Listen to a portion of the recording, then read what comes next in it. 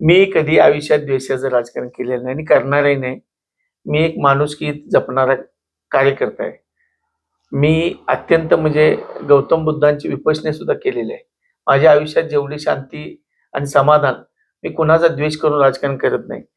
सर्वसामान्य माणसाच्या अडचणी सोडवणे आणि त्यांना मदत करणे हे माझं मूळ राजकारणाचा गाभा आहे. निश्चितच मला अभिमान आहे, की मी एक सामाजिक कार्यकर्ता म्हणून मला सगळीकडे म्हटलं जातंय आणि त्यातून मी राजकारणात आलेली व्यक्ती आहे. त्यामुळे मी कुणावरही टीका करणार नाही आणि मला टीका करण्यात समाधान पण नाही.